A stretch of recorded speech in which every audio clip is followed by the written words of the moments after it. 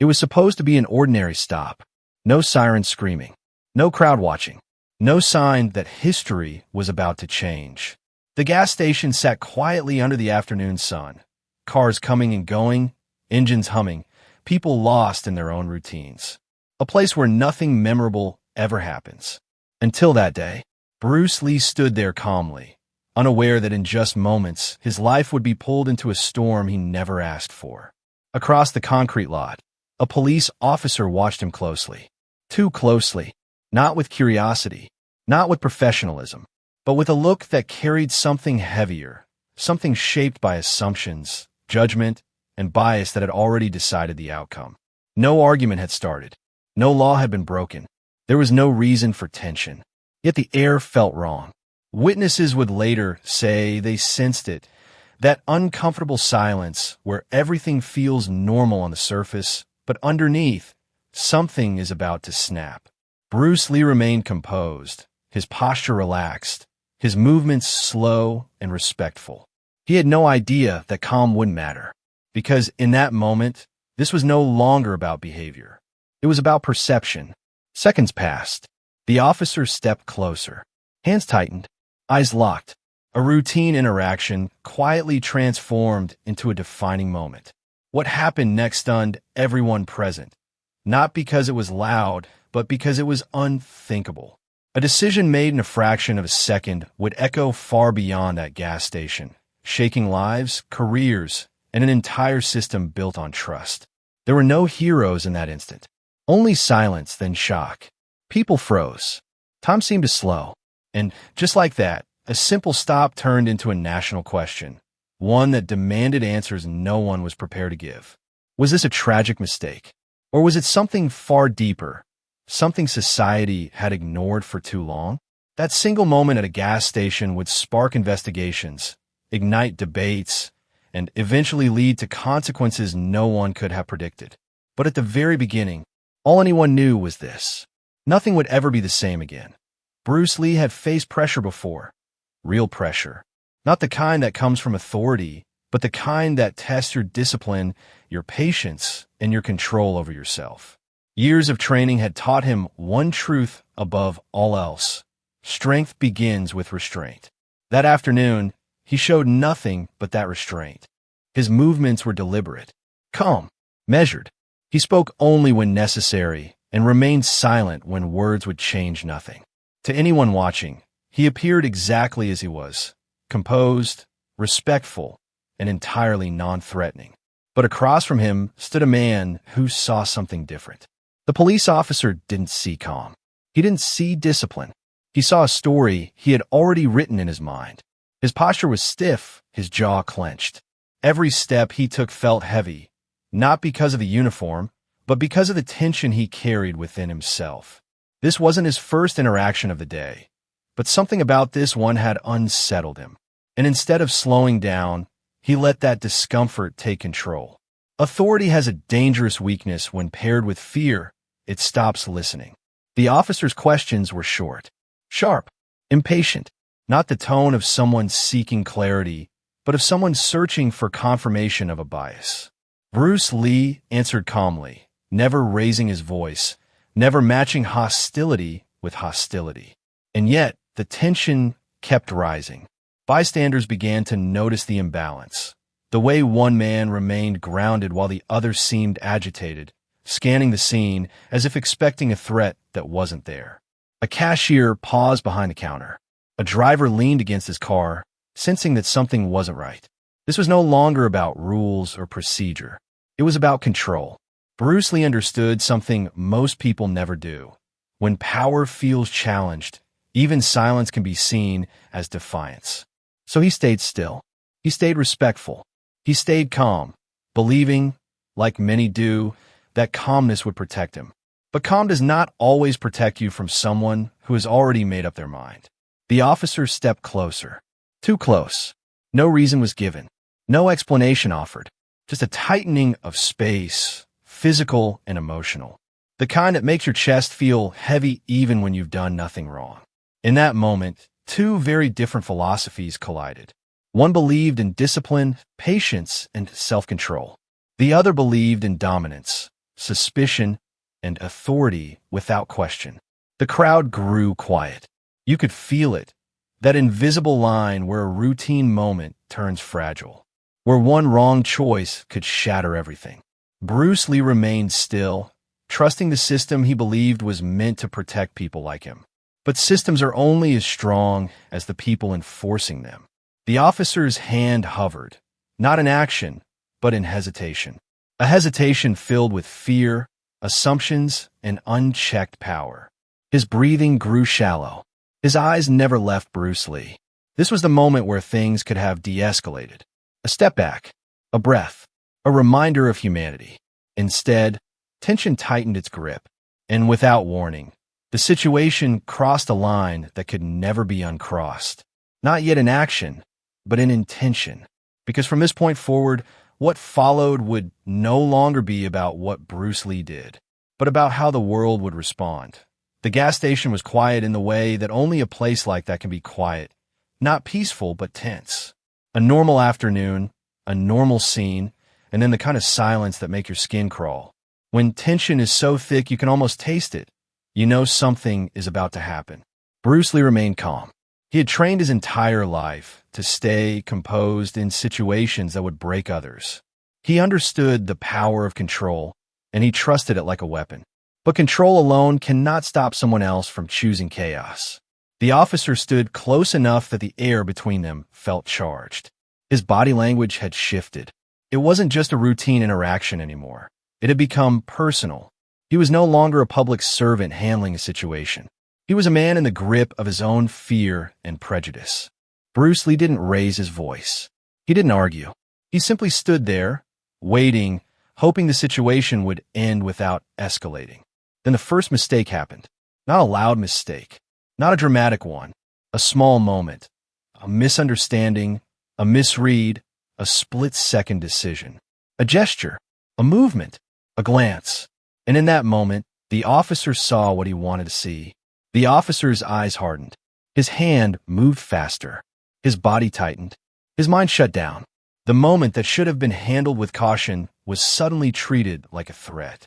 The crowd watched, stunned, as the officer's reaction changed the entire atmosphere. The air turned electric. People froze, not knowing whether to speak or run, not knowing what would happen next. Bruce Lee tried to stay calm, but even he felt the change. He could sense the shift in the officer's energy, the way the officer's fear became anger, and the anger became something more dangerous. Because when someone in power becomes afraid, they don't always choose safety. They choose dominance. And dominance has a terrifying way of convincing itself it is justified. The officer moved as if he was defending himself from a threat that didn't exist. He didn't give Bruce Lee a chance to explain. He didn't give him a chance to de-escalate. He didn't even give him the respect of being heard. The situation had reached a point where words no longer mattered. Witnesses later described the scene as surreal, like watching a slow-motion moment that you knew was wrong, but couldn't stop. People tried to intervene, but instinct and fear kept them frozen. The kind of fear that comes when you realize you're watching a moment that could change someone's life forever. In that moment, Bruce Lee's training mattered less than the reality of power, because he wasn't facing an opponent in a controlled environment. He was facing a system that had the ability to decide life or death in seconds. Then, in a moment that would haunt the witnesses forever, the situation crossed a line. Not because Bruce Lee did anything wrong, but because the officer had already chosen his outcome. A sound rang out, not loud at first, but clear. The kind of sound that makes people's bodies react before their minds can understand what happened. And suddenly, the quiet gas station became a place of shock and disbelief. People screamed. Someone shouted. A car horn blared. The scene became chaos, but not the kind of chaos that comes from conflict. The kind that comes from realization. Realization that what they just saw was not a mistake. Realization that what happened was a decision. A decision made by a man who believed he was above consequences. Bruce Lee fell, not because of his weakness, but because of someone else's fear. And in that moment, the entire world changed. Because this wasn't just a tragic event. It was a message about what happens when power is unchecked. A message about what happens when fear turns into violence. A message about what happens when a human being becomes a target simply because someone else decided they were a threat. The turning point wasn't the sound. The turning point was the moment the officer stopped seeing a person and started seeing only a threat. That moment would lead to investigations, outrage, and ultimately, a sentence that would shock everyone. But in the seconds after the sound, no one knew what the future would hold. All anyone knew was that the world had just witnessed something it couldn't unsee. The moment the sound rang out, the gas station erupted into a chaotic silence, the kind of silence that comes after something impossible happens. People didn't immediately know what to do. They just stared, frozen, like witnesses to a nightmare they couldn't wake up from. Some screamed, some ran, some dropped to their knees. But the shock wasn't only in the crowd. It was inside the people who had been there. It was inside the hearts of those who realized they had just watched something that didn't make sense, something that violated the basic trust of a society that believed authority should protect, not destroy. The cashier behind the counter pressed the panic button, hands trembling. A customer's phone started recording, the screen shaking as the person tried to capture what had happened. Another witness dialed 911 with a voice so shaky it barely formed words. And then came the waiting that makes your stomach twist, the waiting that turns seconds into hours, the waiting that makes you realize that what you've seen will not simply disappear. In those minutes, the gas station became a crime scene, but it was also a battlefield of emotions. Some people were furious, some were terrified, some were confused, but everyone felt the same thing, a sense of disbelief that this could happen in broad daylight, in a place that should be safe. As the sirens arrived, the officer who had fired the shot was quickly pulled away from the scene. Not by mercy, but by procedure. A standard step in a situation that had suddenly become a national story. In the chaos, no one knew what would happen next. Would the officer be protected? Would the truth be buried? Would BruceLee be remembered as another statistic? These questions didn't belong to one community or one group. They belonged to everyone who watched the world through the lens of what was fair and what was right. The investigation began immediately, but it wasn't simple. Not because the truth was unclear, but because the truth was dangerous. When a person in power is involved, the truth often becomes a battlefield. Detectives arrived. Evidence was collected. Cameras were reviewed. Witness statements were taken. Every detail mattered because the difference between a justified action and a crime often lies in the smallest moments, the split-second decisions, the tone of a voice, the angle of a movement. And then the first wave of questions started. Why did the officer react so quickly? What did he think he saw? Was BruceLee even a threat? Did the officer follow proper procedure?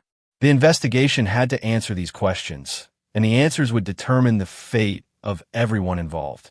But there was another truth no one could ignore. This incident wasn't happening in a vacuum. The country had been watching similar stories unfold for years.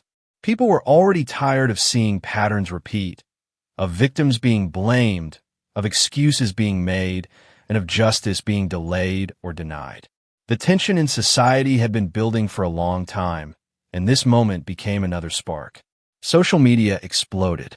News outlets covered the story nonstop. The video footage from the gas station was shared again and again, each time adding a new layer of emotion and outrage. People argued about what they saw, what they believed, and what they wanted to be true. But the evidence was there, clear enough that even the most skeptical viewers couldn't ignore it. The investigation wasn't just about one officer. It was about a system. And for many people, the real question wasn't whether the officer would be punished. It was whether justice would finally be served. As the days passed, the story grew bigger than the gas station.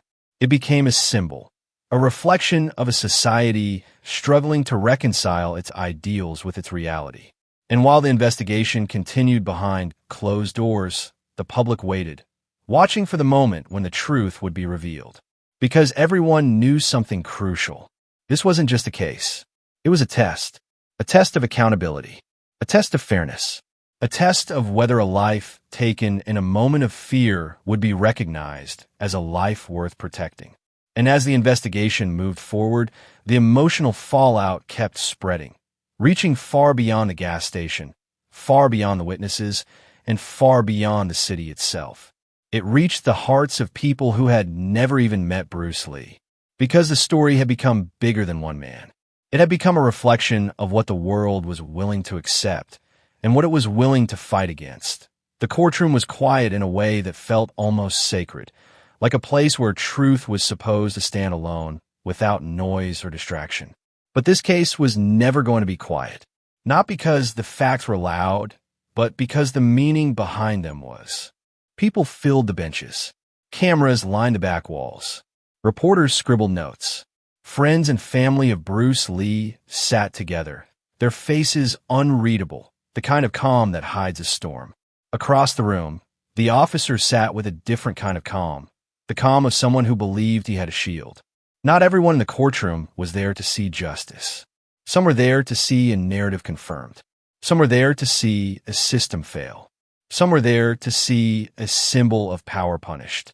And in that room, the truth had to be defended, not just by evidence, but by the weight of what it represented. The prosecution began by laying out the story exactly as it happened. They described the gas station, the interaction, the tension, and the moment the officer chose to fire. They showed the footage, frame by frame, forcing the courtroom to watch what the world had already seen. But the real battle wasn't the footage. The real battle was the interpretation. Because footage doesn't tell you what was in someone's mind. It doesn't tell you what fear felt like. It doesn't tell you what bias looked like before it turned into action. The prosecution argued that the officer's reaction wasn't justified, that the situation didn't require lethal force, that the officer had options, de-escalation, restraint, a chance to step back and reassess. But instead, he chose a path that ended a life. The defense argued the opposite. They painted a picture of a man who felt threatened, who believed he was acting in self-defense, who thought he had no choice. They argued that fear can distort perception, and that the officer's actions were the result of a split-second decision under pressure. It was a clash of two realities. One reality said, this was unnecessary. The other reality said, this was a mistake made in fear. And the courtroom became a battleground of emotions. Witnesses were called. Some testified with anger. Some testified with trembling voices. Some testified with tears. Each person who spoke added another layer of human truth to the story. Proof that the event wasn't just a headline, but a life that was taken in a moment of irrational power. The defense tried to undermine the credibility of witnesses. They questioned their motives. They suggested bias. They tried to turn the story into something less than it was. But the emotional truth remained. Bruce Lee had been calm. Bruce Lee had been compliant. Bruce Lee had been treated like a threat anyway. And for many in the courtroom, that was the real injustice. The judge watched everything with a steady face. The jury listened, trying to hold the weight of a life in their hands. And the public waited outside, holding their own breath, watching for the moment when the scales would finally tip. Because this case was about more than one officer and one victim. It was about whether the system would recognize that power can be abused, even when it wears a uniform. It was about whether society would accept a world where fear is allowed to become a weapon.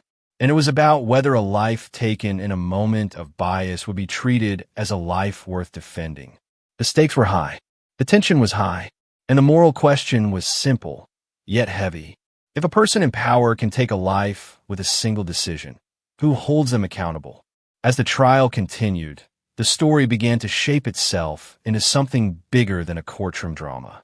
It became a moral test, a test of values, ethics, and the meaning of justice.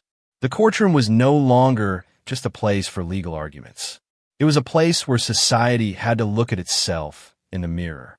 And in that mirror, the reflection was uncomfortable. Because the truth was clear. If justice was to be served, it would require more than evidence. It would require courage. Courage from those who were willing to say what they saw. Courage from those who were willing to stand up against the system. Courage from a jury that would have to decide whether fear can ever be an excuse for taking a life. The trial wasn't just about what happened at the gas station. It was about what the world was willing to accept as normal. And the answer to that question would change everything. The courtroom held its breath, not because the atmosphere was quiet, but because the moment had become heavy with meaning. Every person in that room knew the verdict would not just affect one life. It would affect how people felt about justice itself. The judge called the jury back into the room. The jury members walked in slowly, their faces unreadable. They sat down, and the entire courtroom felt like it had stopped moving. The air felt thick, like a weight that had been building for weeks, now ready to collapse into a single moment. The judge spoke. The words were simple, but the impact was massive. "Have you reached a verdict?" The foreperson stood up, took a breath, and spoke the words that would echo far beyond that room. "We have." A hush fell over the courtroom. The officer sat still, staring straight ahead. BruceLee's family held hands, their faces tense, trying to hold their emotions in check. The foreperson continued. "We find the defendant guilty." The words hit like a shockwave. Some people in the courtroom gasped. Some cried. Some held their heads in disbelief. Others stared blankly, unable to react. The officer's expression changed, not with surprise, but with a cold understanding that the system had finally decided against him. In that moment, the verdict wasn't just a legal decision. It was a message that said, no one is above the law. The officer was led away, not as a man protected by his badge, but as a criminal who had crossed the line. The courtroom erupted into whispers, some supportive, some angry. But the most powerful reaction was the quiet relief that spread through the room, a relief that justice had finally moved in the right direction. But the consequences didn't end there, because the verdict was not the final chapter.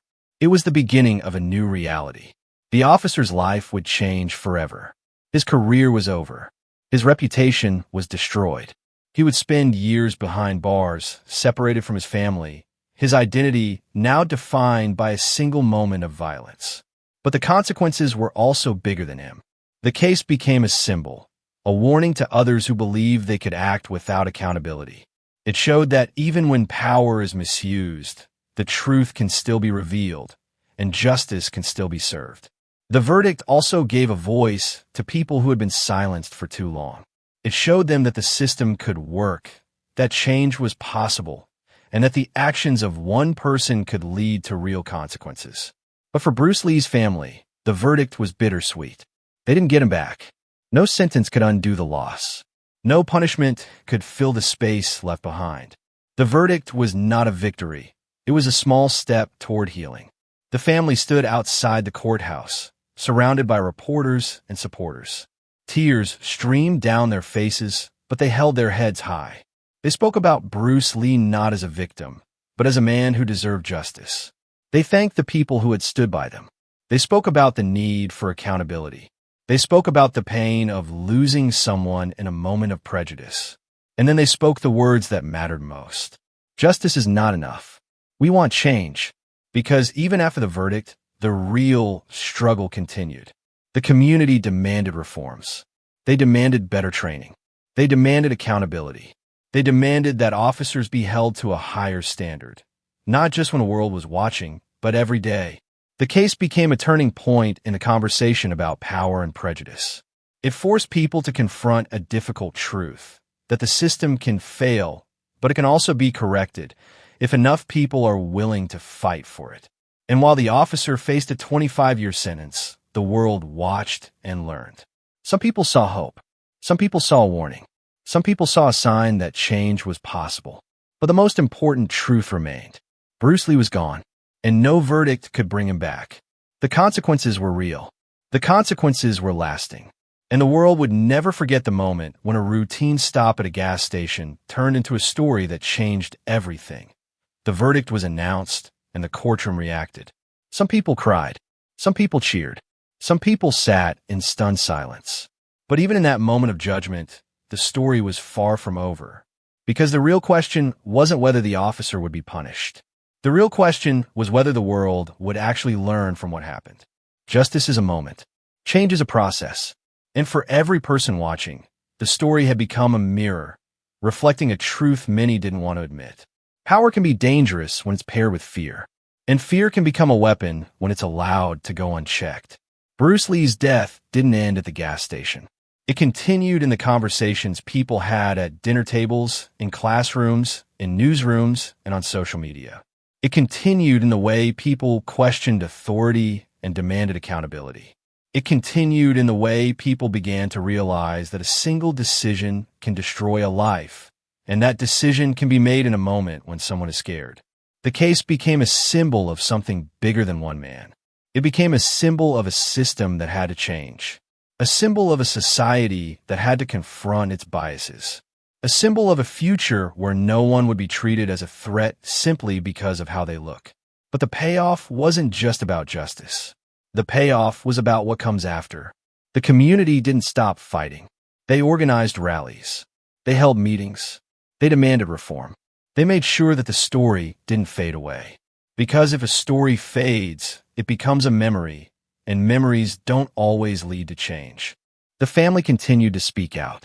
They became a voice for others who had suffered similar tragedies. They used their pain to push for something better. They turned grief into purpose, and the world listened.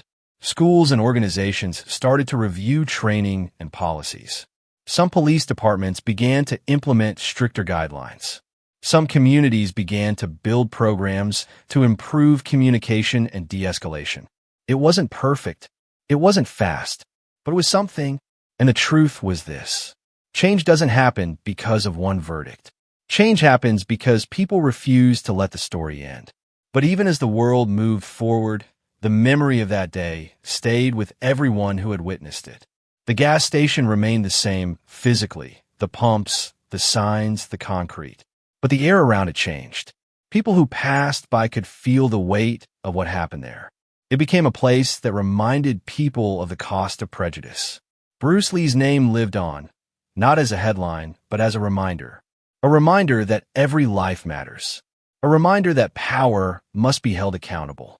A reminder that justice must be more than a word. And for the viewer watching this story, the final message is clear. If you ever feel powerless, remember that change begins with awareness. If you ever feel like your voice doesn't matter, remember that it does. If you ever feel like the world is unfair, remember that fairness is something people have to fight for, together.